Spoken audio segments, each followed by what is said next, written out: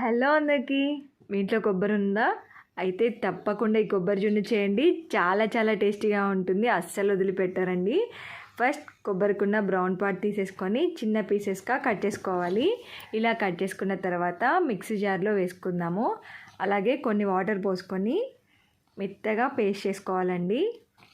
ఇలా చేసిన తర్వాత ఒక బౌల్ తీసుకొని దానిపైన ఒక కాటన్ క్లాత్ వేసి కొబ్బరి పాలను తీసుకోవాలి. ఇప్పుడు ఒక చిన్న గిన్నె తీసుకొని దానిలో 2 టేబుల్ స్పూన్ కార్న్ఫ్లోర్ వేసి కొన్ని వాటర్ పోసుకొని ఉండలు లేకుండా కలుపుకోవాలి. ఇలాగా కలిపిన తర్వాత కొబ్బరి పాలలో వేయాలి. అలాగే 5 టేబుల్ స్పూన్ షుగర్ వేసి స్టవ్ మీద లో ఫ్లేమ్లో ఉంచి దగ్గర పడేంత వరకు కలుపుకోవాలి. చూడండి, ఇలాగా దగ్గర పడుతుంది. చూసారు కదా.